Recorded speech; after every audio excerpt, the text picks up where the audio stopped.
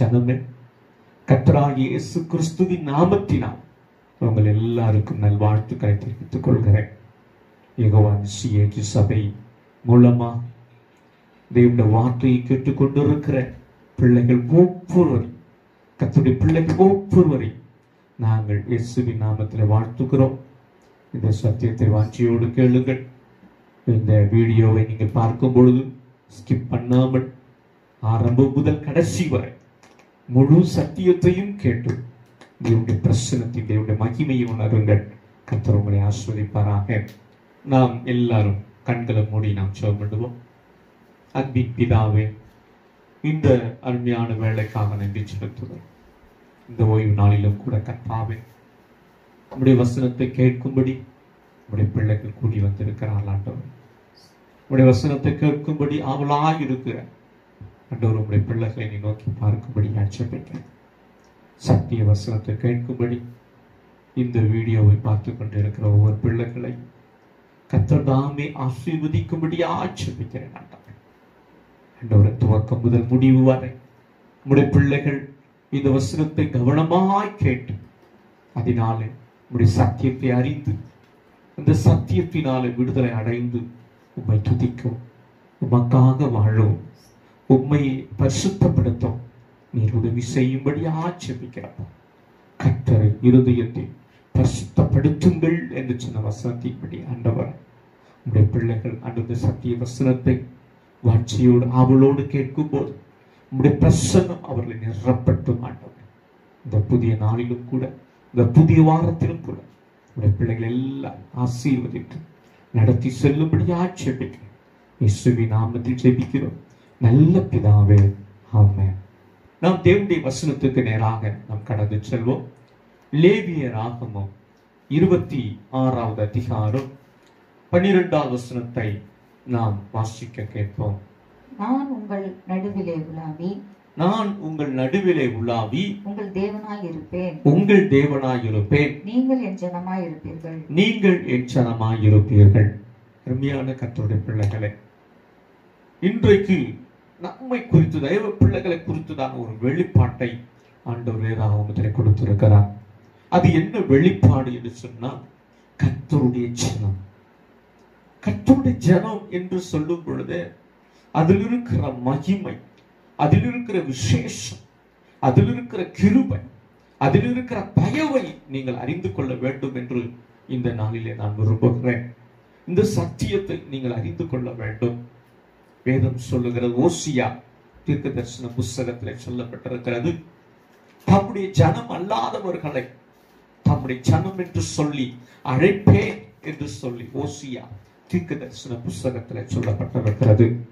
அப்படி என்று சொன்னால், இந்த உலகத்துல வாழ்கிற எல்லா மனுஷர்களையும் கர்த்தர் 2 விதமாக பிரிக்கிறார்.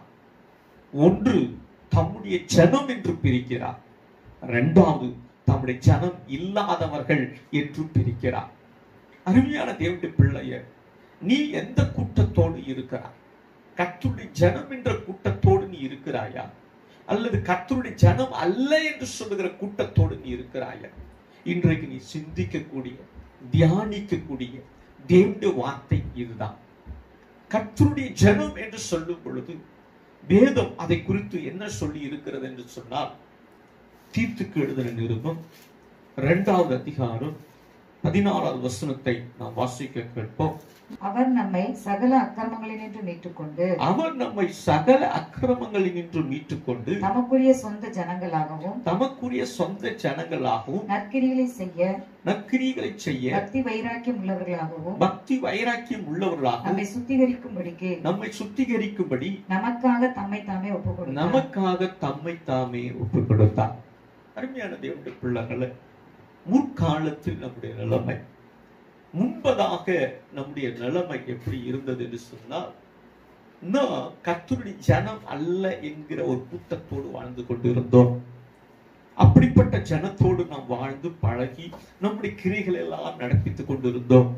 ஆனால் கர்த்தர் என்ன செய்தார் என்று சொன்னால், தம்முடைய ஜனம் என்று சொல்லப்படுகிற கூட்டத்தோட, தம்முடைய ஜனம் என்று சொல்லக்கூடிய ஆசீர்வாதத்தோட, தம்முடைய ஜனம் என்று சொல்லக்கூடிய பாக்கியத்தோடு நம்மளை இணைப்பதற்கு அவர் விரும்பினார். இன்றைக்கு நமக்கு சொல்லப்படுகிற வார்த்தை கர்த்தருடைய ஜனம் என்று சொல்லப்படுகிறது. இந்த வார்த்தை நமக்கு சொல்லப்படுவதற்கு நம்முடைய ஆண்டவராகிய தேவன் என்ன செய்தார் தெரியுமா? அவர் தம்மை தாமே ஒப்பு கொடுத்தார். இந்த பூமியில ஆண்டவராய் இயேசு கிறிஸ்து ஏன் வந்தார், ஏன் வந்தார், ஏன் வந்தார் என்று அநேகர் கேள்வி எழுப்புகிறார்கள். அதுல மிக முக்கியமான காரியம், பல காரியங்கள் இருக்கிறது, பல காரணங்கள் இருக்கிறது. ஆனால் அதுல மிக முக்கியமான ஒரு காரணம் என்னன்னா, நம்மை சொந்த ஜனங்களாக சுத்திகரிக்கும்படிக்கு, தம்மை தாமே ஒப்பு கொடுக்கும்படிக்கு சிலுவையிலே பலியாக, ஜீவ பலியாக தம்மை ஒப்பு கொடுக்கும்படிக்கு அவர் பூமியில இறங்கி வந்தார். தேவாதி தேவன், கர்த்தாதி கர்த்தர் இந்த பூமியில இறங்கி வந்தார். அருமையான தேவனுடைய பிள்ளைகளை, இயேசு கிறிஸ்து மாத்திரம் தம்மை தாமே ஜீவ பலியாய் தம்மை ஒப்பு கொடுக்கவில்லை என்று சொன்னார், நாம் அவருடைய சொந்த ஜனங்களாக இருந்திருக்கவே முடியாது. அவருடைய ஜனங்கள் என்று சொல்லக்கூடிய அந்த மகிமைக்குள்ளே, அவருடைய ஜனம் என்று சொல்லக்கூடிய அந்த மகிமைக்குள்ளே நாம் கடந்து வந்திருக்கவே முடியாது. ஆனால் இப்பொழுது அவருடைய பாடுகளினாலே, அவருடைய ரத்தம் சிந்துதலினாலே, அவருடைய மரணத்தினாலே, அவர் ஆண்டவராய் இயேசு கிறிஸ்துவின் உயிர்த்தெழுதலினாலே நாம் இப்பொழுது எங்கு வந்திருக்கிறோம் தெரியுமா? அவருடைய ஜனம் என்கிற கூட்டத்தோடு இணைந்து நிற்கக்கூடிய ஒரு பாக்கியத்துக்குள்ளே நாம் கடந்து வந்திருக்கிறோம். நாம் எல்லாம் கர்த்தரை ஸ்தோத்திரிப்போமா? எல்லாரும் இயேசுவே ஸ்தோத்திரம் என்று ஒரு விஷயம் சொல்லுவோமா? அருமையான தேவனுடைய பிள்ளைகளை, ஆண்டவர் நம்மை சொந்த ஜனங்களாக மாற்றி இருக்கிறார். ஏன் மாற்றினார் என்று சொல்லும் பொழுது வேதத்தில் அதை குறித்து அழகாய் சொல்லப்பட்டிருக்கிறது. 1 பேதுரு புஸ்தகம் 2வது அதிகாரம் 9-10 வசனங்களை நாம் வாசிக்க கேட்போம். நீங்களோ உங்களை அந்தகாரத்தினின்று நம்முடைய ஆச்சரியமான ஒளியினிடத்துக்கு வரவழைத்தவருடைய புண்ணியங்களை அறிவிக்கும்படிக்கு தெரிந்து கொள்ளப்பட்ட சந்ததியாயும் ராஜரிகமான ஆசாரிய கூட்டமாயும் பரிசுத்த ஜாதியாயும் அவருக்கு சொந்த ஜனமாயும் இருக்கிறீர்கள். முன்னே நீங்கள் தேவனுடைய ஜனங்களாய் இருக்கவில்லை, இப்பொழுதோ அவருடைய ஜனங்களாய் இருக்கிறீர்கள் போதும். அருமையான தேவனுடைய பிள்ளைகளே, வேதம் சொல்லுகிறது, முன்னே நீங்கள் தேவனுடைய ஜனங்களாய் இருக்கவில்லை, இப்பொழுதோ அவருடைய ஜனங்களாய் இருக்கிறீர்கள். அது என்ன காரணம் என்று இப்பொழுது நான் உங்களுக்கு சொல்லி கொடுத்தேன். தம்மை தாமே ஜீவ பலியாய் ஒப்பு கொடுத்ததினால அவர் நம்மை சொந்த ஜனங்களாக சுத்திகரித்து இப்பொழுது அவருடைய ஜனங்களாக இருக்கும்படி நம்மளை தகுதியாக்கி நம்மளை பரிசுத்தப்படுத்தி நிலைநிறுத்தி இருக்கிறார்.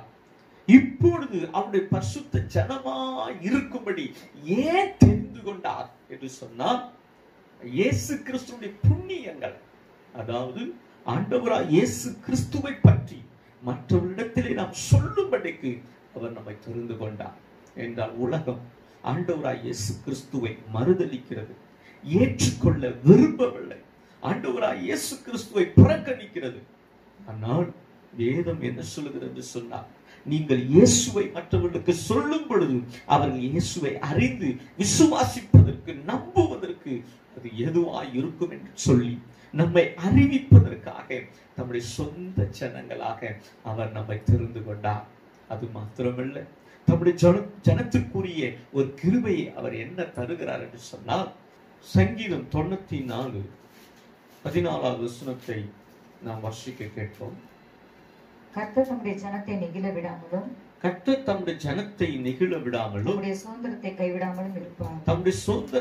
கைவிடாமலும் இருப்பார். அருமையான தேவனுடைய பிள்ளைகளை, வேதம் சொல்லுகிறது, தம்முடைய ஜனத்தை ஒருபோதும் அவர் தள்ளிவிடார். நெகிழ விடார் என்று சொன்னால் என்ன அர்த்தம் என்று சொன்னால், தள்ளிவிடார் என்று அர்த்தமா? அருமையான தேவனுடைய ஜனமே, கர்த்தர் தம்முடைய ஜனத்தை ஒருபோதும் தள்ளிவிடார் என்று சொல்லப்பட்டிருக்கிறது. அவர் ஒருபோதும் தம்முடைய ஜனத்தை தள்ளிவிட மாட்டார். ஏன் தள்ளிவிட மாட்டார் என்கிற காரியம் பேசப்பட்டிருக்கிறது என்று சொன்னால், நாம் கர்த்தருடைய ஜனமாய் இருந்தாலும் நாம் சில வேளைகளிலே தவறுகிறவர்களாய் இருக்கிறோம், பாவம் செய்கிறவர்களாய் இருக்கிறோம். வேதம் சொல்லுகிறது, அவர் பாவத்தை கண்டால் கோபம் அடைவராக, பாவத்தை கண்டால் ஆக்கினைக்குள்ள தீர்க்கிறவராக இருக்கிறார் என்று சொல்லி வேதம் சொல்லுகிறார். அதை குறித்து தான் ஒரு வெளிப்பாட்டை ஆண்டவர் கொடுத்திருக்கிறார். என்ன வெளிப்பாட்டை கொடுத்திருக்கிறார் சொன்னால், நம்முடைய தேவன் பட்சிக்கிற அக்கினியாய் இருக்கிறாரே என்று சொல்லப்பட்டிருக்கிறது. ஏன் பட்சிக்கிற அக்கினியாய் இருக்கிறார் என்று சொல்லப்பட்டிருக்கிறது சொன்னால், தம்முடைய ஜனமாய் இருந்தாலும் மற்றவர்களாய் இருந்தாலும் பாவம் செய்யும் பொழுது அவரை தண்டிப்பதற்கு அவர் தீவிரம் கொள்ளுகிறார் என்று சொல்லி வேதம் சொல்லுகிறார். அருமையான தேவனுடைய பிள்ளைகளை, ஆனாலும் அவர் தண்டிப்பதற்கு தீவிரம் கொண்டாலும் தம்முடைய ஜனம் என்று சொல்லி வரும் பொழுது அவர்களை கைவிடாதபடி, அவர்களை தள்ளிவிடாதபடிக்கு, அவர்கள் இரக்கத்தை ஊற்றுவதற்கு, தயவை ஊற்றுவதற்கு அவர் ஆயத்தமாய் இருக்கிறார் என்று சொல்லப்பட்டிருக்கிறது. அது மாத்திரமல்ல, சங்கீதம் 149:4 வசனத்தை நாம் வாசிக்கும் பொழுது அதில் மிக அழகாக சொல்லப்பட்டிருக்கிறது. கர்த்தர் தம்முடைய ஜனத்தின் மேல் பிரியம் வைக்கிறார். கர்த்தர் தம்முடைய ஜனத்தின் மேல் பிரியம் வைக்கிறார். சாந்த குணமுள்ளவர்கள் ரட்சிப்பினால் அலங்கரிப்பார். சாந்த குணமுள்ளவர்களை ரட்சிப்பினால் அலங்கரிப்பார். கர்த்தர் தம்முடைய ஜனத்தின் மேல் பிரியம் வைக்கிறார் என்று சொல்லப்பட்டிருக்கிறது. அருமையான தேவனுடைய பிள்ளைகளை, அவர் தம்முடைய ஜனத்துக்கு கொடுக்கிற ஒரு பெரிய ஆசீர்வாதம் என்னன்னா, அவர் தம்முடைய ஜனத்தின் மேல் பிரியமாய் இருக்கிறார். அவருடைய ஜனம் என்று சொன்னாலே அவருக்கு ரொம்ப பிடிக்கும். நம்முடைய தேவனுக்கு அவருடைய ஜனம் என்று சொல்லும் பொழுது அவர்கள் மேல் பிரிய வைக்கத்தக்கதாக அநேக காரியங்களை ஆண்டவர் செய்கிறார். தேவன் நம்மேல் பிரியமா இருந்தார் என்று சொன்னார் என்னென்ன நடக்கும் என்று வேதத்துல அழகாக சொல்லப்பட்டிருக்கிறார். யார் மேல் ஒருவன் மேல் பிரியமா இருப்பார் என்று சொன்னார், அவன் வாழ்க்கையில் வரக்கூடிய ஆசீர்வாதங்களை நீங்கள் பார்ப்பீர்கள் என்று சொன்னால் ஏராளம் ஏராளம் ஏராளம் ஏராளம் ஆசீர்வாதங்களை கற்றுக் கொடுக்கிறார். ஆபிரகாமை குறித்து பாருங்கள், கர்த்தர் அவன் மேல் பிரியம் வைத்தார். பிரிய வைக்கும் பொழுது அவனுடைய ஆசீர்வாதத்தை நீங்கள் கண்ணோக்கி பாருங்கள். யாக்கோபின் மேல் பிரியம் வைத்தார். அதனால வேதம் சொல்லுகிற, ஏசாவை வெறுத்தேன், யாக்கோபை நேசித்தேன் என்று சொல்லப்பட்டிருக்கிறார். யாக்கோபின் மேல் பிரிய வைத்த பொழுது அவனை எவ்விதமாய் கர்த்தர் ஆசீர்வதித்து உயர்த்தினார் என்று நாம் அறிந்திருக்கிறோம். அதே போல எல்லா பரிசுத்தவானுடைய வாழ்க்கை நீங்கள் பார்க்கல என்று சொன்னால், அவர் பிரிய வைத்த பொழுது வந்த ஆசீர்வாதம், தம்முடைய ஜனத்தின் மேல் அந்த பிரியத்தை கர்த்தர் வைக்கிறார் என்று சொல்லப்பட்டிருக்கிறது. அருமையான தேவனுடைய பிள்ளையை, கர்த்தருக்கு ஸ்தோத்திரம். இவ்விதமாய் கர்த்தருடைய ஜனம் ஆசீர்வாதத்தை பெற்று நன்மைகளை பெற்று சுதந்திரிக்கத்தக்கதான ஒரு பாக்கியவான்களாய் இன்றைக்கு நம்மை தேவன் மாற்றி இருப்பதற்காக எல்லாரும் கரங்களை உயர்த்தி நாம் அல்லேலூயா ஸ்தோத்திரம் என்று சொல்லுவோமா? அருமையான தேவனுடைய பிள்ளைகளை, ஆண்டவர் நம்மை ஆசீர்வதித்திருக்கிறார். இந்த ஆசீர்வாதம் எப்படிப்பட்டது, கர்த்தர் தம்முடைய ஜனத்துக்கு கொடுக்கக்கூடிய ஆசீர்வாதம் எப்படிப்பட்டது என்பதை தான் இன்றைக்கு நாம் தியானிக்க போகிறோம். அதுல அவர் கொடுக்கக்கூடிய ஆசீர்வாதம் எப்படிப்பட்டது என்று சொன்னார். பாருங்கள், உபாகம் புஸ்தகம் 1வது காரியம், உபாகம் புஸ்தகம் 4வது அதிகாரம் 20வது வசனத்தை நாம் வாசிக்க கேட்போம். இந்நாளில் நீங்கள் இருக்கிறது போல, இந்நாளில் நீங்கள் இருக்கிறது போல தமக்கு சுதந்திரமான ஜனமாய் இருக்கும்படி, தமக்கு சுதந்திரமான ஜனமாய் இருக்கும்படி கர்த்தர் உங்களை சேர்த்துக்கொண்டு, கர்த்தர் உங்களை சேர்த்துக்கொண்டு உங்களை எகிப்து என்னும் இருப்பு காவலாயிருந்து, உங்களை எகிப்து என்னும் இருப்பு காலாவாயிலிருந்து புறப்பட பண்ணினார். அருமையான தேவனுடைய பிள்ளையே, வேதம் சொல்லுகிறது, கர்த்தர் சுதந்திரமாய் நம்மை தெரிந்து கொண்டார்.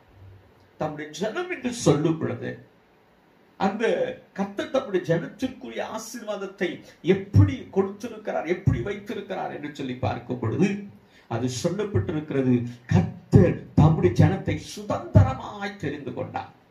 நீங்களும் நானும் கர்த்தருடைய சுதந்திரம். அது இன்னும் அழகா சொல்ல போனா அவருடைய உரிமை சொத்து என்று சொல்லப்பட்ட அவர் நம்ம எப்படி பார்க்கிறார் என்று சொன்னார், தம்முடைய ஜனத்தை எப்படி அவர் தெரிந்து கொண்டார் என்று சொன்னார், தம்முடைய சொத்தாக தம்முடைய உரிமையாக கர்த்தர் தெரிந்து வைத்திருக்கிறார். கர்த்தருக்கு ஸ்தோத்திரம். அதனால தான் வேதம் சொல்லுகிறது, பாருங்கள், இஸ்ரவேல் மக்கள் பாவம் செய்த பொழுது அவர்களை குறித்து மோசே ஜெபிக்கிறான். உபாகம் புஸ்தகம் 9வது அதிகாரம் 26, 29 வசனங்களை நீங்கள் வாசிக்கும் பொழுது கர்த்தராகிய ஆண்டவர் கர்த்தராகிய ஆண்டவர் தேவரீர் உம்முடைய மகத்துவத்தினாலே மீட்டு தேவரீர் உம்முடைய மகத்துவத்தினாலே மீட்டு பலத்த கையினால் எகிப்திலிருந்து கொண்டு வந்த உமது ஜனத்தையும் உமது சுதந்திரத்தையும் அழிக்காது இருப்பீராக. நீர் உமது மகாபலத்தினாலும் ஓங்கிய புயத்தினாலும் புறப்பட பண்ணின இவர்கள் உமது ஜனமும் உமது சுதந்திரமாய் இருக்கிறார்களே என்று விண்ணப்பம் பண்ணினான். கர்த்தருக்கு ஸ்தோத்திரம். நல்ல கவனி. மோசே இஸ்ரவேல் மக்களுக்காக ஜெபம் பண்ணுகிறான். அவன் ஜெபம் பண்ணும் பொழுது அவன் சொல்லுகிற ஒரு வார்த்தையை நல்லா கவனித்து பாருங்கள். உமது ஜனத்தையும் உமது சுதந்திரத்தையும் அடிக்காது இருப்பீராக.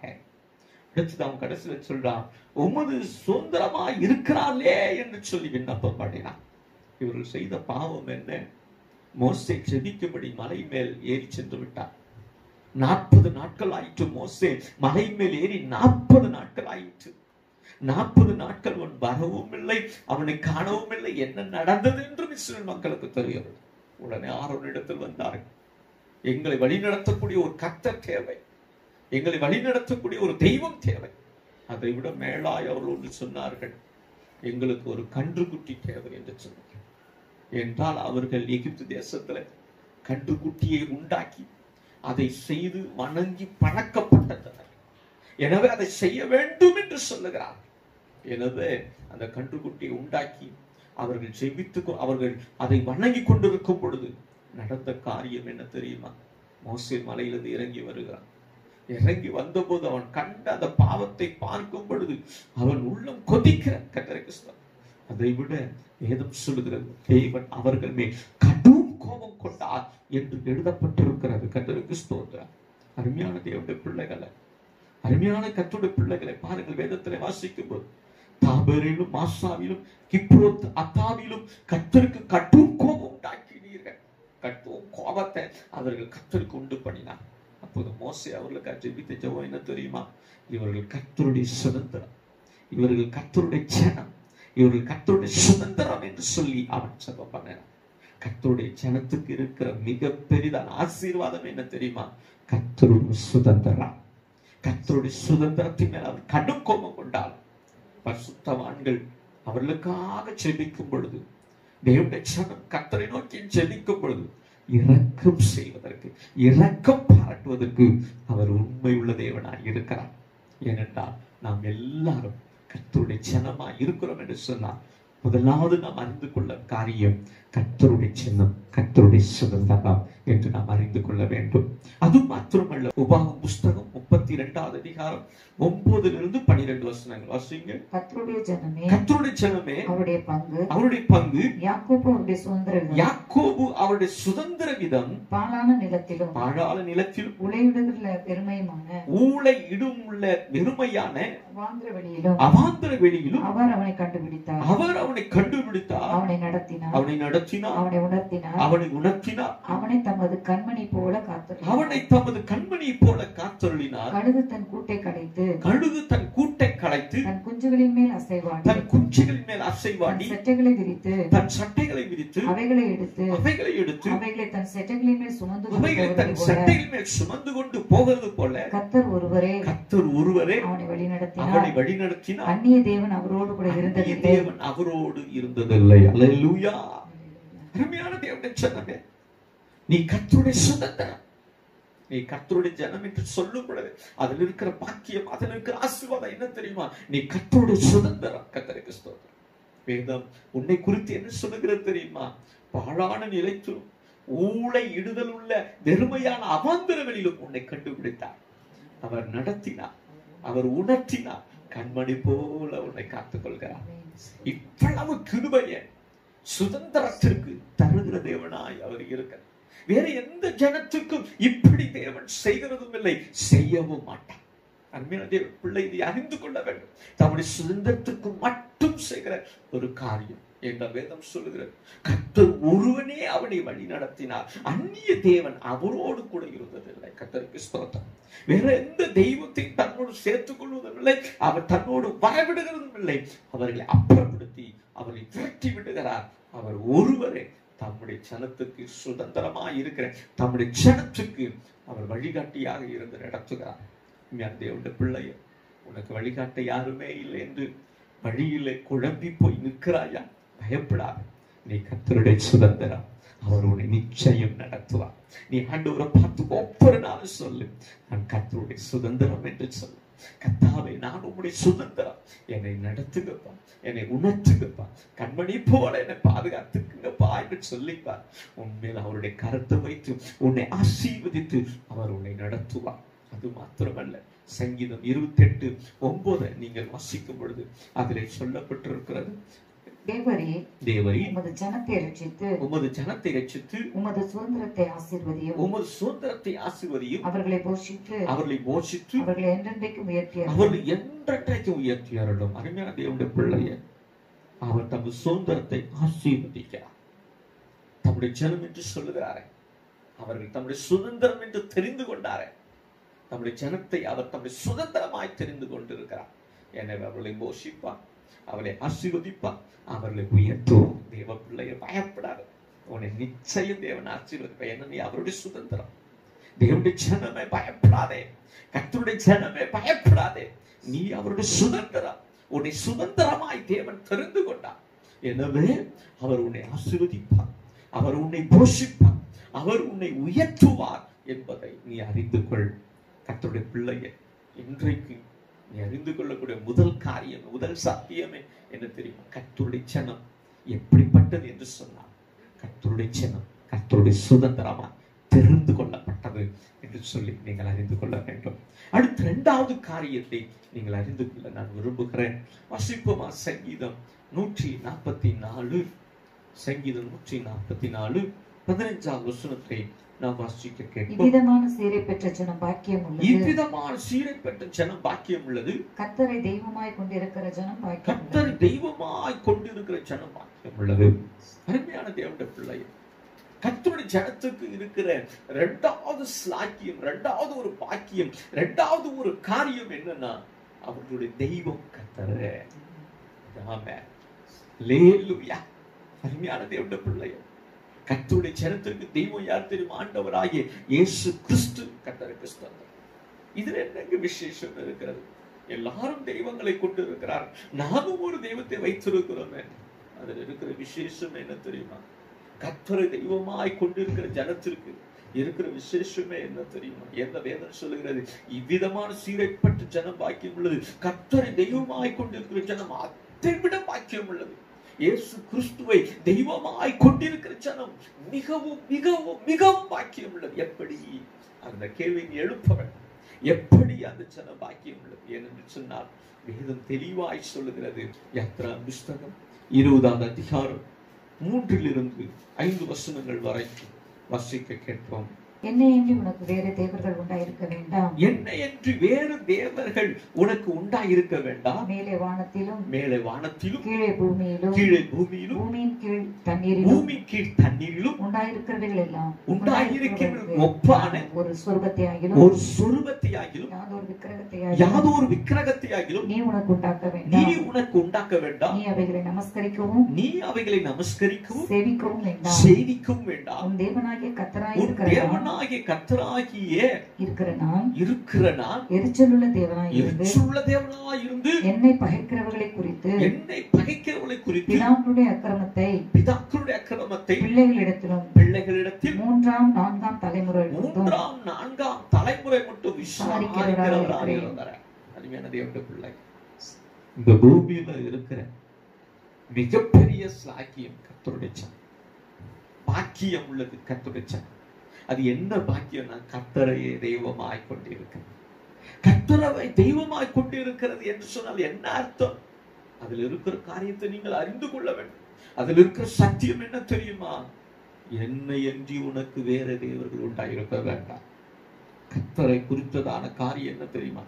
கர்த்தரை தெய்வம் என்று சொல்லுகிற காரியத்தில் இருக்க சத்தியம் என்ன தெரியுமா? அவர் ஒருவரே தேவன், அவர் என்று வேறு தெய்வம் இல்லை, வேறு கடவுள் இல்லை. எத்தனை தெய்வங்கள் வேண்டாலும் வணங்கலாம், எத்தனை தெய்வங்கள் வேண்டாலும் நாம் துதிக்கலாம், நாம் வணங்கலாம் என்று சொல்லி நீ கனவு காணக்கூடாது. வேதம் சொல்லுகிறது, கர்த்தருடைய ஜனத்திற்கு இருக்கிற விசேஷமே என்ன தெரியுமா? கர்த்தரை என்று வேறு தெய்வம் இல்லை. அது மாத்திரமல்ல, வானத்திலும் கீழே பூமியிலும் பூமியின் தண்ணீரிலும் உண்டாக்கிறதுக்கு ஒப்பான சொருபத்தை யார் விக்கத்துல உண்டாக்கி தெய்வம் என்று ஒரு நாளும் சொல்லக்கூடாது. அவைகளை நமஸ்கரிக்கவும் கூடாது, அவைகளை சேவிக்கவும் கூடாது. இவைகள் எல்லாம் செய்தார் கர்த்தருக்கு ஸ்தோத்திரம். தேவ பிள்ளையே, பெரிய ஆபத்திலிருந்து கர்த்தர் உன்னை காப்பாற்றுகிறார். என்ன ஆபத்திலிருந்து? இந்த சிருஷ்டிக்கப்பட்ட சிருஷ்டிப்பை தெய்வமாய் கொண்டிருக்கிற ஜனம் எவ்வளவு பயங்கரமான ஆபத்துக்குள்ளே கடந்து போகிறது என்பதை நாம் அறிந்திருக்கிறோம். இந்த சிருஷ்டிக்கப்பட்ட சிருஷ்டிப்பை ஒருத்தன் தெய்வமாய் கொண்டார் என்று சொன்னார், அந்த வாழ்க்கையில தேவன் எரிச்சல் உள்ள தேவனாய் இருந்து அவருடைய அக்கிரமத்தை விசாரிக்கிற தேவனாய் இருந்து அவருடைய ஆக்கினைக்குள்ளாக தீர்க்கிறார். ஆனால் கர்த்தருடைய ஜனம் பாக்கியம் உள்ளது என்று சொன்னால் கர்த்தரை மாத்திரம் வணங்குகிறபடினாலே வரக்கூடிய பெரிய ஆபத்துக்கு தப்புவித்து நடத்துகிற தேவனாய் நம்முடைய ஆண்டவர் இருக்கிறார். கர்த்தருக்கு ஸ்தோத்திரம். அது மாத்திரமல்ல, யாத்ரா புஸ்தகத்தை நீங்க வாசிக்கும் பொழுது 20வது அதிகாரம் 23, 24 நீங்கள் வாசிக்கும் பொழுது, நீங்கள் எனக்கு ஒப்பாக வெள்ளியினாலும் தெய்வங்களையும் பொன்னினாலே தெய்வங்களையும் உங்களுக்கு உண்டாக்க வேண்டாம். மண்ணினாலே பலிபீடத்தை எனக்கு உண்டாக்கி அதின்மேல் உன் ஆடுகளையும் சர்வாங்க தகன பலியாக செலுத்துவாயாக. நான் என் நாமத்தை பிரஸ்தாபப்படுத்தும் எந்த ஸ்தானத்திலும் உன்னிடத்தில் வந்து உன்னை ஆசீர்வதிப்பேன். அல்லேலூயா. அருமையான தேவனுடைய ஜனமே, வேதம் சொல்லுகிறது, வெள்ளினால் தங்கத்தினால் ஒரு சொருபத்தை என்னை போல ஒரு சொருபத்தை உனக்கு உண்டாக்க வேண்டாம். அப்படின்னா என்ன செய்யறது ஆண்டவரே? ஒரு சொருபமே இல்லை. நாங்க எப்படி ஆசீர்வதிக்கப்படுறது? எப்படி நாங்கள் ஆசீர்வாதத்தை பெற்றுக்கொள்வோம்? உண்மை தெய்வமாய் கொண்டிருக்கிறோமே, நாங்கள் எப்படி ஆராதிப்போம்? வேதம் சொல்லுகிறது, என் நாமத்தை உங்களுக்கு கொடுத்தேன், என் நாமத்தை பிரஸ்தாபப்படுத்துங்கள், என் நாமத்தை துதிக்க ஆரம்பிங்கள், என் நாமத்தை மகிமைப்படுத்துங்கள் என்றால் வேதம் சொல்லுகிறது, அவருடைய நாமத்தை துதிக்க துதிக்க துதிக்க வல்லமை பெருகுகிறது என்று சொல்லப்பட்டிருக்கிறார். கண்களை மூடி அவருடைய நாமத்தை சொல்வது எவ்வளவு எளிது தெரியுமா? எவ்வளவு கிருபை தெரியுமா? அந்த நாமத்தில் இருக்கிற அந்த இனிமை கர்த்தருக்கு ஸ்தோத்திரம். அதனாலதான் பரிசுத்தவான்கள் பாடினார், இயேசுவின் நாமம் இனிதான நாமம், இனிமை உள்ள நாமம் என்று பாடினார். கர்த்தருக்கு ஸ்தோத்திரம். வல்லமை உள்ள நாமம் இயேசுவின் நாமம், வல்லமையுள்ள நாமம் இயேசுவின் நாமம், இனிமையான நாமம் என்று சொன்னார். கர்த்தருக்கு ஸ்தோத்திரம். தேவ பிள்ளையே, அந்த நாமத்தை நீ சொல்லும்படி அந்த நாமத்தை உன் கையில கர்த்தர் கொடுத்திருக்கிறார். விக்கிரகம் உனக்கு வேண்டாம், விக்கிரக ஆராதனை உனக்கு வேண்டாம், உனக்கு இயேசுவின் நாமம் உனக்கு போதும் என்று சொல்லி இயேசுவின் நாமத்தை உனக்கு கொடுத்திருக்கிறார். அந்த நாமத்தை நீ துதித்தாலே போதும், உனக்கு வேண்டிய எல்லா ஆசீர்வாதங்களும் எல்லா நன்மைகளும் எல்லா மேன்மைகளும் உனக்கு கொடுக்கப்படும் என்று சொல்லப்பட்டிருக்கிறது. கர்த்தருக்கு ஸ்தோத்திரம். அது மாத்திரமல்ல, வேதம் இன்னும் அதற்கு மேலாக கடந்து போகிறது. எரேமியா தீர்க்கதரிசன புஸ்தகம் 10வது அதிகாரம் 10 - 12 வசனங்களை நீங்க வாசிக்க கேட்கும் பொழுது அதுல எரேமியா தீர்க்கதரிசி ஆண்டவர் வெளிப்படுத்தின வெளிப்பாட்டை பாருங்க. மிக அழகாக, கர்த்தரோ மெய்யான தெய்வம், கர்த்தரோ மெய்யான தெய்வம், ஜீவனுள்ள தேவன், அவர் ஜீவனுள்ள தேவன், நித்திய ராஜா, நித்திய ராஜா, அவருடைய கோபத்தினாலே பூமி அதிரும், அவருடைய உக்கிரத்தை ஜாதிகள் சகிக்க மாட்டார்கள், வானத்தையும் பூமியும் உண்டாக்காத தெய்வங்கள் பூமியிலும் இந்த வானத்தின் கீழும் இராதபடிக்கு அழிந்து போகும் என்பதை அவர்களுக்கு சொல்லுங்கள். அவரே பூமியை தம்முடைய வல்லமையினால் உண்டாக்கி பூச்சக்கரத்தை தம்முடைய ஞானத்தினால் படைத்து வானத்தை தம்முடைய அறிவினால் விரித்தார். கர்த்தருக்கு நாமத்திற்கு ஸ்தோத்திரம். கர்த்தரை தெய்வமாய் கொண்டிருக்கிற ஜனம்தான் கர்த்தருடைய ஜனம். இதுதான் விசேஷம் என்று சொன்னார். கர்த்தர் தெய்வமாய் கொண்டிருக்கிற ஜனத்திற்கு இருக்கிற அந்த அறிவு எப்படிப்பட்டது தெரியுமா? கர்த்தர் மெய்யான தெய்வம் என்கிற அறிவு. வேதம் சொல்லுகிறது, கர்த்தரை தவிர இந்த உலகத்துல வேறு தெய்வம் இல்லை. இந்த அறிவை ஒருத்தர் பெற்றுக்கொள்ளணும்னா அது ஈஸி கிடையாதுங்க. இன்றைக்கு எத்தனையோ ஜனங்கள் எத்தனையோ தெய்வங்களை ஆராதித்துக் கொண்டிருக்கிறார். அவர்களிடத்துல போய் இயேசுதான் மெய்யான தெய்வம் என்று சொல்லும் பொழுது அவர்களால் அந்த அறிவை பெற்றுக்கொள்ள முடியவில்லை, அறிந்து கொள்ள முடியவில்லை. கர்த்தருக்கு ஸ்தோத்திரம். ஏனென்றால் அவர்கள் அறிவில்லாமல் சங்காரமாகிறார். வேதம் சொல்கிறது, என் ஜனம் அறிவில்லாமல் சங்காரமாகிறார்கள் என்று சொல்லப்பட்டிருக்கிறார். தெய்வ பிள்ளையே, உனக்கு நல்ல ஒரு அறிவை கொடுத்திருக்கிறார். அந்த அறிவு என்ன தெரியுமா? கர்த்தருடைய ஜனம், கர்த்தரை தெய்வமாய் கொண்டிருக்கிற ஜனத்திற்கு ஒரு அறிவை தேவன் கொடுக்கிறார். என்ன அறிவை கொடுக்கிறார் தெரியுமா? கர்த்தரே மெய்யான தெய்வம், அவர் ஜீவன் உள்ள தேவன், நித்திய ராஜா. அதை அடுத்தது இன்னும் பல காரியங்களை அந்த அறிவினாலே பெற்றுக் கொள்ளக்கூடிய பாக்கியத்தை தேவன் கொடுக்கிறார். தேவ பிள்ளைய, உனக்கு ஒரு மிகப்பெரிய அறிவு உண்டாயிருக்கு. கர்த்தரே மெய்யான தெய்வம், the true only God. கர்த்தருக்கு ஸ்தோத்திரம். வேறு தெய்வம் உலகத்துல இருக்கா? இல்லை என்பதுதான் சத்தியம், இல்லை என்பதுதான் உண்மை. இதை நான் எப்போது அறிந்து கொள்வேன்? இதை நான் எப்போது பெற்றுக் கொள்வேன்? அவருடைய ஜனமாய் நீ மாறும் பொழுது, கர்த்தரை தெய்வமாய் நீ கொண்டிருக்கும் பொழுது, அது உனக்கு அந்த அறிவு கொடுக்கப்படுகிறது. வேற யாருக்கும் இந்த அறிவு கொடுக்கப்படுகிறது இல்லை. அருமையான தேவனுடைய ஜனமே, கர்த்தரை தெய்வமாய் கொண்டிருக்கிற ஜனத்துக்கு மட்டும்தான் இந்த அறிவு கொடுக்கப்படுகிறது. என்ன அறிவு கொடுக்கப்படுகிறது தெரியுமா?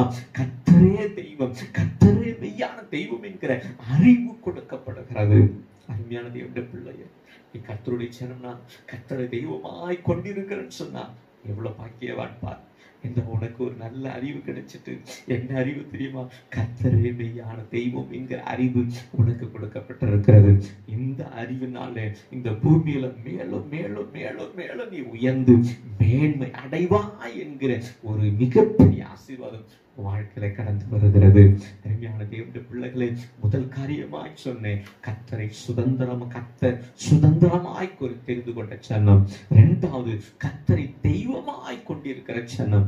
மூன்றாவது, வேதம் சொல்லுகிறது, வாசிப்போமா? என்ன புஸ்தகம் 14வது அதிகாரம் 19, 20 வசனங்களை வாசிக்க கேட்போம். உமது கிருபையினுடைய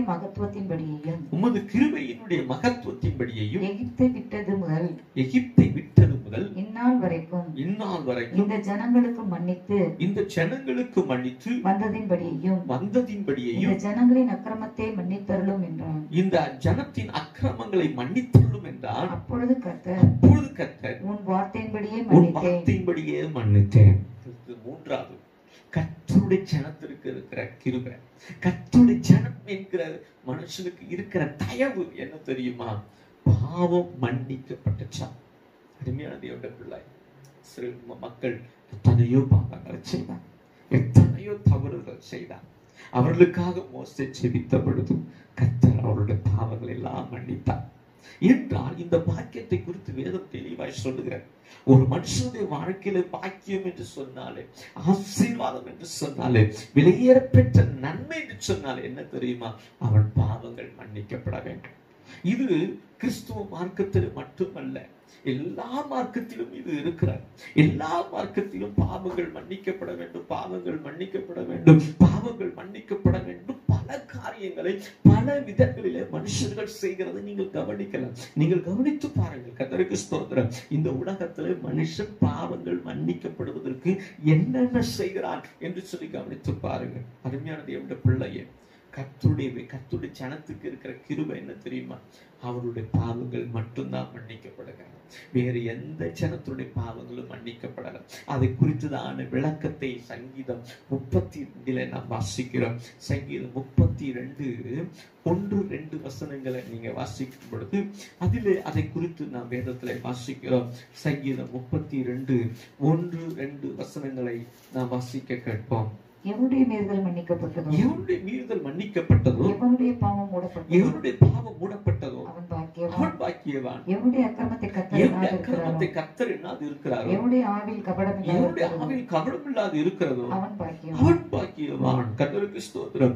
எவன் என்று தாவீது சொல்லுகிறாரே, அந்த எவன் யாரு தெரியுமா? கர்த்தருடைய ஜனம். கர்த்தருக்கு ஸ்தோத்திரம். நீங்கள் எவனுடைய என்ற இடத்துல கர்த்தருடைய ஜனம் என்று சொல்லப்பட்டிருக்கு. நீங்கள் போட்டு பாருங்கள். கர்த்தருடைய ஜனத்துடைய மீறுதல் மன்னிக்கப்பட்டதோ, கர்த்தருடைய ஜனம் பாவம் மூடப்பட்டதோ, கர்த்தருடைய ஜனம் பாக்கியம் என்று சொல்லி நீங்கள் வேதத்துல வாசிக்கலாம். எவன் என்று சொல்லப்பட்ட இடத்துல அது கர்த்தருடைய ஜனம். கர்த்தருக்கு ஸ்தோத்திரம். அந்த எவன் யார் என்று சொன்னால் கர்த்தருடைய ஜனம். கர்த்தருடைய ஜனத்துடைய மீறுதலை அவர் மன்னித்து விடுகிறார். கர்த்தருடைய ஜனத்தினுடைய பாவத்தை அவர் மூடி விடுகிறார். கர்த்தருடைய ஜனத்தினுடைய அக்கிரமத்தை கர்த்தர் எண்ணாது இருக்கிறார். கர்த்தருடைய ஜனத்தினுடைய ஆவியிலே கபடம் இல்லாதபடி பாதுகாக்கிறார். கர்த்தருக்கு ஸ்தோத்திரம். தேவ பிள்ளையே, அருமையான தேவனுடைய பிள்ளையே, நீ கர்த்தருடைய ஜனமாக இருப்பானா உன் பாவங்களை கர்த்தர் மன்னிக்கிறார். இது நிச்சயம் கர்த்தர் செய்கிற ஒரு காரியம், உண்மையாய் சொல்லப்படுகிற ஒரு காரியம். அதனால்தான் வேதம் சொல்லுகிறது, ஆண்டவர் யோவான் எழுதின சுவிசேஷத்துல நீங்கள் வாசிக்கும் போது 1 யோவான் நிருபம் 1வது அதிகாரம் 19வது வசனத்தை நீங்க வாசிக்கும் போது அதிலே சொல்லப்பட்டிருக்கிறது. கர்த்தருக்கு 1 யோவான் நிருபம் 1வது அதிகாரம் 9வது வசனம், நம்முடைய பாவங்களை நாம் அறிக்கையிட்டால் பாவங்களை நமக்கு மன்னித்து எல்லா அநியாயத்தையும் நீக்கி நம்மை சுத்திகரிப்பதற்கு அவர் உண்மையும் நீதியும் உள்ளவராயிருக்கிறார். ஆண்டவராய் இயேசு கர்த்தருடைய ஜனம் என்ன செய்கிறது தெரியுமா? ஏன் கர்த்தருடைய ஜனத்துடைய பாவம் மன்னிக்கப்படுகிறது தெரியுமா? கர்த்தருடைய ஜனம் தன் பாவங்களை எல்லாம் இயேசுவின் இடத்தில் அறிக்கை செய்கிறது. கர்த்தருக்கு ஸ்தோத்திரம்.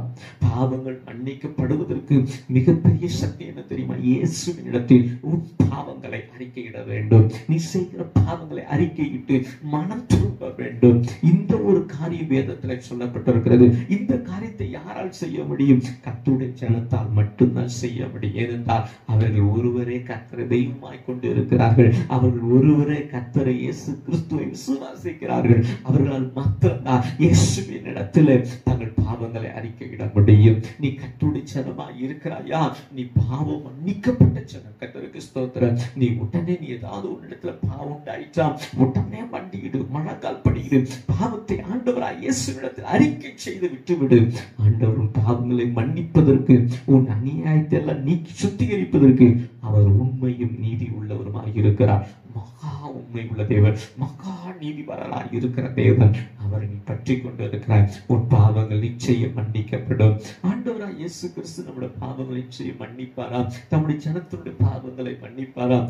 நிச்சயம் மன்னிப்பார். அதற்கு நல்ல ஒரு சாட்சி, நல்ல ஒரு உதாரணம் மத்திய எழுதின சுவிசேஷம் 9வது அதிகாரம் 2லிருந்து 7 வசனங்களை நாம் வாசிக்க கேட்போம். இயேசு அவருடைய விசுவாசத்தை கண்டு திமிர்வாழ்காரனை நோக்கி, மகனை திடன்கொள், உன் பாவங்கள் உனக்கு மன்னிக்கப்பட்டது என்றார். அப்போது வேதப்பாரர்கள் சிலர் இவன் தேவதூஷணம் சொல்லுகிறான் என்று தங்கள் உள்ளத்தில் சொல்லிக் கொண்டார்கள். இயேசு அவர்கள் நினைவுகளை அறிந்து, நீங்கள் உங்கள் இருதயங்களில் பொல்லாதவைகள் சிந்திக்கிறது என்ன? உன் பாவங்கள் மன்னிக்கப்பட்டது என்று சொல்வதோ எழுந்து நட என்று சொல்வதோ எது எளிது? பூமியிலே பாவங்களை மன்னிக்க மனுஷகுமாரனுக்கு அதிகாரம் உண்டு என்பதை நீங்கள் அறிய வேண்டும் என்று சொல்லி திமிர்வாதக்காரன் நோக்கி, நீ எழுந்து உன் படுக்கை எடுத்துக்கொண்டு உன் வீட்டுக்கு போ. உடனே அவன் எழுந்து தன் வீட்டுக்கு போனான். அருமையான தேவனுடைய பிள்ளையே, ஆண்டவராய் இயேசு கிறிஸ்து சொன்னார், பாவங்களை மன்னிக்க எனக்கு மாத்திரமே அதிகாரம் உண்டு. வேற யாரும் பாவத்தை மன்னிக்க முடியாது. உண்மையான தேவனுடைய வார்த்தை கேட்டுக்கொண்டே இருக்க தேவனுடைய சொன்னாங்க, கர்த்தருடைய பிள்ளையே, பாவத்தை இயேசு ஒருவரால் மட்டும்தான் மன்னிக்க முடியும். பாவம் மன்னிக்கப்படலன்னா என்ன நடக்கணும் உங்களுக்கு தெரியுமா? பாவம் பின்தொடரும், சாபம் பின்தொடரும், பேய்கள் பின்தொடரும், எல்லா ஆசீர்வாதத்தை கெடுக்கிற எல்லா தீமைகளும் உன் பின்னால தொடரும். உன் வாழ்க்கையை நாசமாக்கி போட்டுவிடும். தேவ பிள்ளை ஜாக்கிரதை. உன் பாவங்கள் மன்னிக்கப்பட்டதா என்கிற உறுதி நிச்சயம் வாழ்க்கையில் இருக்க வேண்டும். இயேசு பாவங்களை மன்னித்தார். நான் கர்த்தருடைய ஜனம், நான் பாவம் மன்னிக்கப்பட்ட ஜனம், எனவே பாவங்களை கர்த்தர் நிச்சயம் மன்னிப்பார் என்று விசுவாசத்தோடு நம்பிக்கையோடு இயேசுவை பற்றிக்கொள். கர்த்தர் இயேசு கிறிஸ்துவை பற்றி. அங்கு ஒரு தீவிரவாதக்காரன் வியாதியில படுத்து கிடக்கிறான். அந்த வியாதி காரணம் அவன் செய்த பாவம். ஆண்டவர் அதை அறிந்திருந்தார். கர்த்தருக்கு ஸ்தோத்திரம். அவன் செய்த பாவத்தினால் மிகப்பெரிய கொடிய வியாதியான திமிர்வாதம் அவன் வாழ்க்கையில வந்து விட்டது. எனவேதான் ஆண்டவர் சொல்லும், பாவங்களை நான் மன்னிக்கிறேன் என்று சொல்கிறார். அவன் பாவங்கள் மன்னிக்கப்பட்ட உடனே பாருங்க, அவன் வியாதி சுகமாகிறது. அவன் எழுந்து நடந்து குதித்து இயேசுவுக்கு பின்னாக நடந்து சென்றான் என்று சொல்லப்பட்டிருக்கிறது.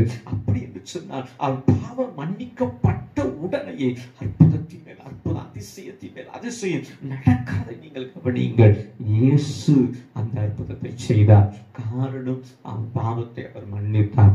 இந்த ஆண்டவராய் இயேசு கிறிஸ்து ஒருவருக்கே உண்டு பாவங்களை மன்னிக்கிற அதிகாரம். வேறு யாருக்கும், வேறு எந்த தெய்வத்துக்கும் இந்த அதிகாரம் கிடையாது. தேவ பிள்ளை, இதை அறிந்து கொள், இந்த சத்தியத்தை பெற்றுக்கொள், இதை பிடித்துக்கொள். கர்த்தருடைய ஜனம், நீ கர்த்தருடைய ஜனம்.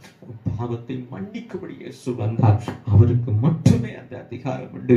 அந்த பாவத்தை அவர் மன்னிக்கிறார். அது மாத்திரமல்ல, யோவான் எழுதின சுவிசேஷம் 8வது அதிகாரம் 11வது வசனத்தை நீங்க வாசிக்கும் பொழுது, அந்த இடத்துல ஒரு விபச்சார ஸ்திரியை பிடித்துக் கொண்டு வந்து இயேசுவுக்கு முன்பாக நிறுத்துகிறார்கள். அவளை கல்லெறிந்து கொள்ள வேண்டும் என்று சொல்லுகிறார்கள். அதற்கு இயேசு தருகிற பதிலை நீங்கள் கவனித்து பாருங்கள். மிக அழகாக, நேர்த்தியாக பதில் சொல்வதை நீங்கள் கவனிக்கலாம். யோவான் எழுதின சுவிசேஷம் 8வது அதிகாரம் 11வது வசனம். இயேசு அவளை நோக்கி, நானும் உன்னை ஆக்கினைக்குள்ளாக தீர்க்கிறதில்லை, நீ போ, இனி பாவம் செய்யாதே என்றார். அருமையான தேவனுடைய பிள்ளைகளே, கர்த்தருக்கு ஸ்தோத்திரம். ஆண்டவராய் இயேசு கிறிஸ்து, நன்றாக கவனியுங்கள், பாவம் செய்த, பாவத்தில் பிடிப்பட்ட ஒரு மனுஷி. கர்த்தருக்கு ஸ்தோத்திரம்.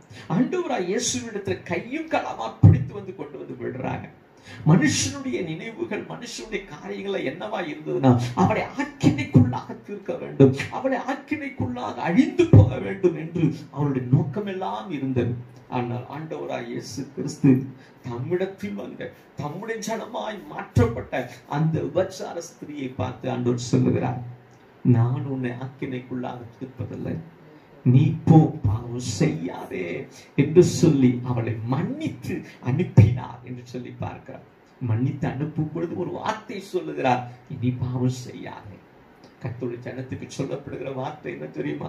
பாவம் செய்ய, மன்னித்து விட்ட, இனி பாவம் செய்யாதே என்று அவளை அனுப்புகிற அந்த பலன், அந்த தைரிய விசுவாசத்தை நம்முடைய தேவனாகி கர்த்தர் கொடுக்கிறார். அருமையான தேவனுடைய ஜனமே, இந்த 3 பாக்கியங்கள், இந்த 3 ஆசீர்வாதங்கள் தான் கர்த்தருடைய ஜனத்தின் மேல் இருக்கிற ஒரு பாக்கியம்.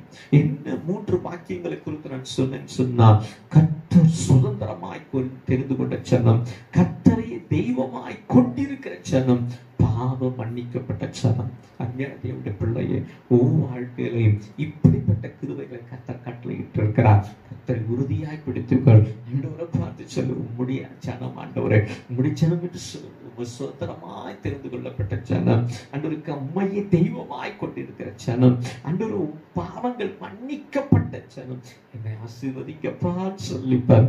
நிச்சயமா உன்னை தேவன் ஆசீர்வதித்து உன்னை மிகவும் பழுகி பெருகி உன்னை நன்மைகளால் நிரப்ப அவர் போதுமானவராய் இருக்கிறார். நீ கர்த்தருடைய ஜனம். இன்றைக்கு இந்த சத்தியத்தை தெரிந்து கொண்ட நீ ஆண்டவரை உறுதியாய் பற்றிக்கொள். பயப்படாது, எதை குறித்தும் பயப்படாது. யாரும் உன்னை ஒன்று செய்ய முடியாது. நீ கர்த்தருடைய ஜனம், நீ கர்த்தருடைய ஜனம் என்கிற அந்த பாக்கியம் வாழ்க்கையில கடந்து வந்திருக்கிறது. எனவே ஆண்டவர் உறுதியாய் பிடித்துக்கொள். ஆண்டவருக்காக வாழும். ஆண்டவர் இயேசுவை எல்லாருக்கும் சொல்லு. கர்த்தர் உன்னை அபரிதமாய் ஆசீர்வதித்து நடத்தி செல்வார். நம்ம எல்லார் கண்களை முடிச்சோம் பண்ணுவோமா? எல்லார் கண்களை மூடி நன்றி ஆண்டவரே, அன்பி தேவனே, இந்த நல்ல வேலைக்காய் நன்றி செலுத்துகிறப்பா. இந்த நாளில கூட கர்த்தாவே அப்பா, இந்த வார்த்தையை கேட்டு இருக்கிற, இந்த சத்தியத்தை கேட்டுக்கொண்டிருக்கிற ஒவ்வொரு பிள்ளைகளையும் ஆசீர்வதிக்கும்படியா ஜெபிக்கிறேன் ஆண்டவரே. கர்த்தருடைய ஜனம் எப்படிப்பட்டது என்று சொல்லி 3 காரியங்களை நாங்கள் தியானித்தோம் ஆண்டவரே. கர்த்தருடைய ஜனம் எப்படிப்பட்டது என்று சொல்லி 3 காரியங்கள். 1, கர்த்தரை சுதந்திரமாய் கொண்ட ஜனம். 2வது, கர்த்தரை தெய்வமாய் கொண்ட ஜனம். 3வது, பாவம் மன்னிக்கப்பட்ட ஜனம் என்று சொல்லி நாங்கள் வேதத்தில் வாசிக்கிறப்பா. ஆண்டவரே, அப்படிப்பட்ட ஒரு சாக்கியத்தை எங்கள் வாழ்க்கையில நீங்க செய்தது கேட்கிற ஒவ்வொருடைய வாழ்க்கையிலும் கர்த்தர் கொடுக்கும்படியா ஜெபிக்கிறப்பா.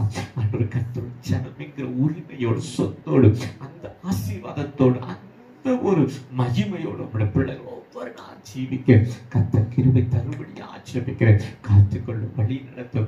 புதிய மாதம் முழுவதும், புதிய வாரம் முழுவதும் உங்களுடைய பிள்ளைகள் ஆசீர்வதித்து நடத்துங்கப்பா. காத்துக்கொள்ளும், பரிசுத்தப்படுத்தும், நன்மைகளால் நடக்கும். இயேசுவின் நாமத்தில் ஜெபிக்கிறேன் நல்ல பிதாவே, ஆமென். என் ஆத்துமாவே கர்த்தரை ஸ்தோத்திரி, என் உள்ளமே அவருடைய பரிசுத்த நாமத்தை ஸ்தோத்திரி. என் ஆத்துமாவே கர்த்தரை ஸ்தோத்திரி, கர்த்தர் செய்த சகல உபகாரங்களையும் மறவாதே. நம்முடைய கர்த்தர் இரட்சகர் யெகோவா தேவனுமாய் இருக்கிற இயேசு கிறிஸ்துவின் கிருபை, அநாதி தேவனாகிய பரிசுத்த பிதாவின் அன்பும் பரிசுத்த ஆவியானவருடைய அன்பும் ஐக்கியம் சந்தோஷம் சமாதான சிநேகம் நம்மோடு கூட சகல பரிசுத்தவான்களோடு கூட இப்பொழுதும் எப்பொழுதும் என்றென்றைக்கும் நம்மோடு நடத்தி செல்வதாக. ஆமென். அல்லேலூயா, அல்லேலூயா, அல்லேலூயா. கர்த்தருக்கு ஸ்தோத்திரம்.